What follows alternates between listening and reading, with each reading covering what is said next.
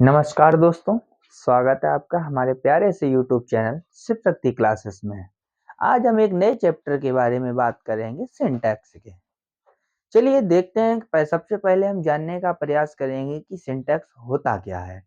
Syntax जो होता है किसी भी वाक्य को सही क्रम में अरेंज करना या अरेंज करने की प्रक्रिया को सिंटैक्स कहा जाता है। इसके इसका जो दूसरा नाम होता है वो एक तरीके का होता है क्या, सब्जेक्ट वर्ब एग्रीमेंट। यानी सब्जेक्ट वर्ब एग्रीमेंट, अब आप समझ लीजिए क्या होता है।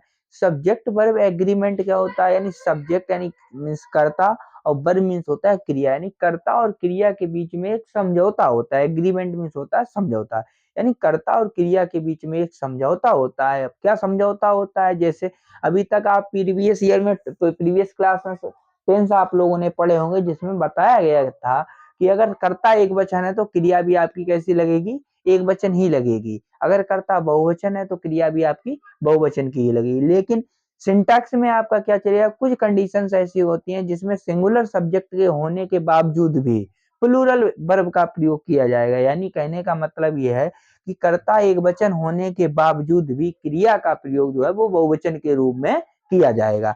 चलिए देखते हैं इसे सबसे पहले क्या है। यानी कहने का मतलब यह है किसी भी वाक्य के शब्द को सही क्रम में अरेंज करना आपका क्या कहलाता है, सिंटैक्स कहलाता है।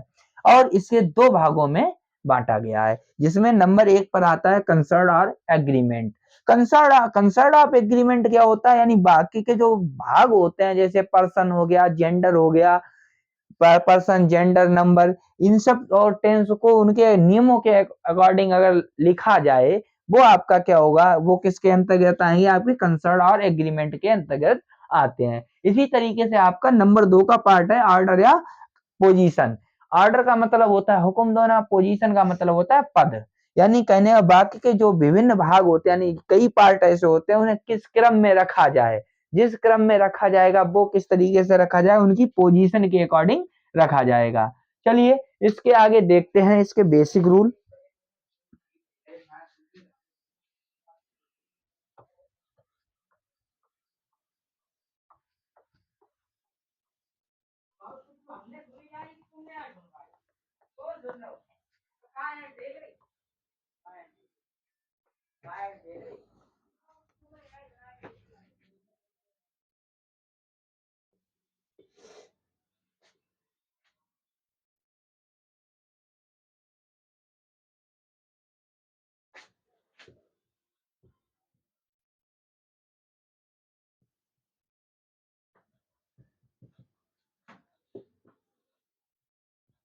यानी जो बेसिक रूल आपके हैं वो क्या होते हैं, चलिए इसका पहला रूल देखते हैं।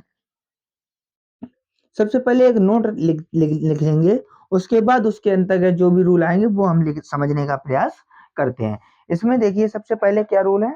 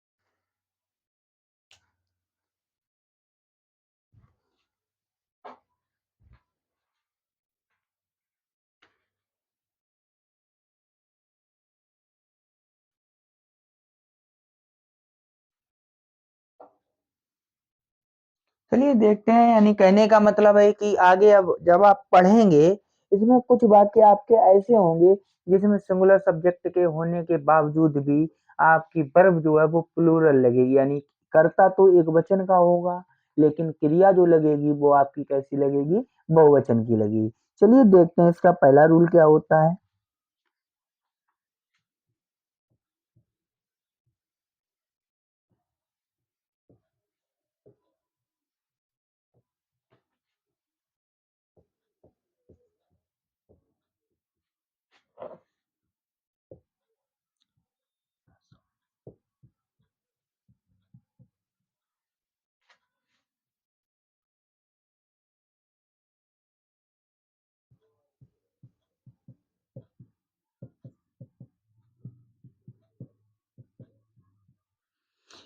यानी कहने का मतलब इसका जो पहला रूल है क्या कि जब किसी भी वाक्य में कोई कल्पना का भाव हो या फिर कोई असंभव बात कही जाए। कल्पना का भाव कहने का मतलब आप सोचें और वो काम असंभव वो हो ना पाए, या फिर कोई बात आप ऐसी रखें जो बिल्कुल ही इम्पॉसिबल हो, तब आपका जो कैसा होगा, सिंगुलर सब्जेक्ट के होने के बावजूद भी जो है प्लूरल वर्ब का प्रयोग हम करेंगे। चलिए देखते हैं जैसे इसका एक एग्जांपल।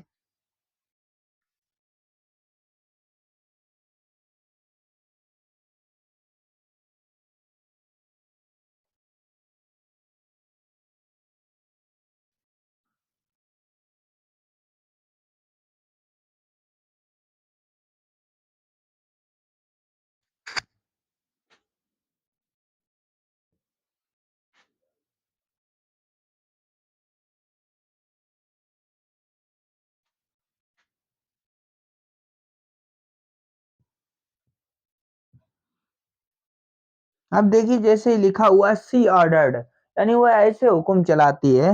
एज मीन्स होता है जैसे, कि वह मेरी माँ हो। अब देखिए आपका सब्जेक्ट जो आपका दिया गया है वो सिंगुलर दिया गया है, लेकिन उसके साथ जो क्रिया उपयोग की गई है वो आपकी कैसे की गई है, प्लूरल की गई है। चलिए देखते हैं इसका जो सेकंड रूल होता है वो क्या है आपका।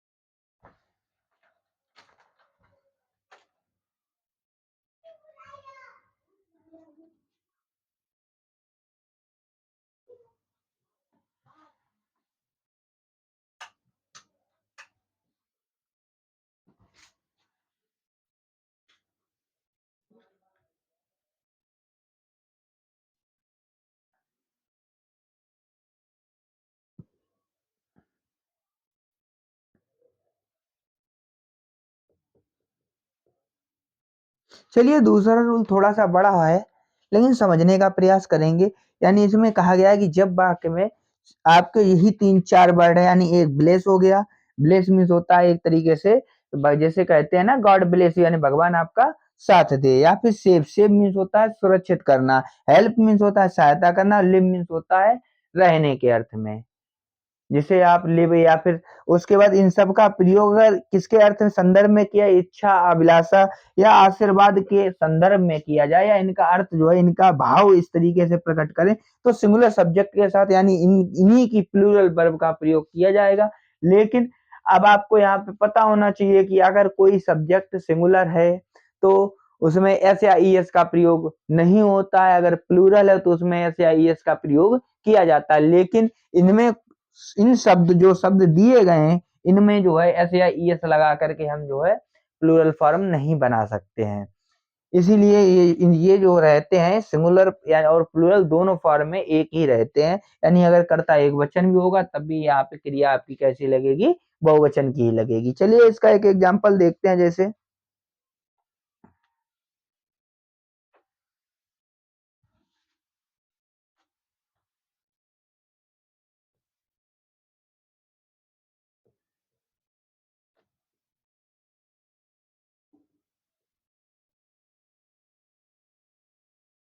जैसे ये लिखा हुआ है गॉड सेव द क्वीन, यानी भगवान जो है रानी की वो रक्षा करे। या फिर भगवान जो है रानी को रक्षा प्रदान करे। चलिए इसी के साथ एक रूल और देखते हैं, उसके बाद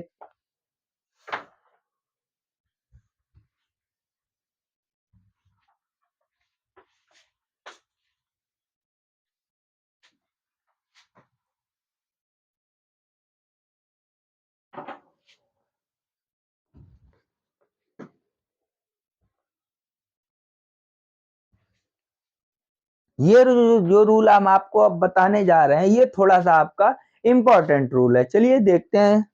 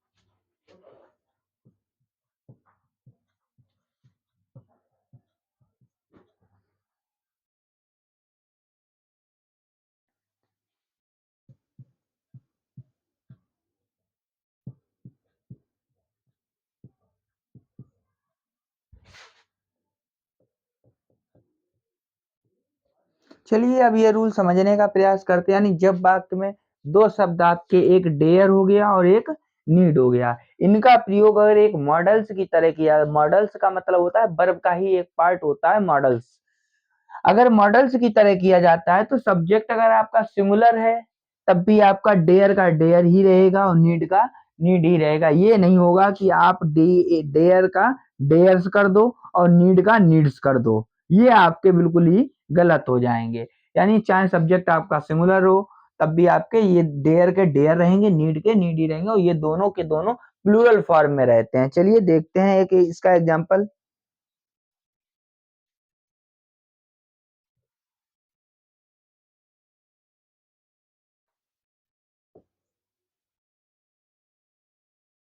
जैसे ये लिखा हुआ है नीड ही गो देयर, यानी कहने का उसे वहां जाने की जरूरत है। अब सब्जेक्ट आपका सिंगुलर है लेकिन इसके साथ में जो लगा हुआ है मॉडल्स की तरह ये प्रयोग किया गया है, ये वर्ब जो प्रयोग की गई है ये जो है आपकी प्लूरल फॉर्म की है।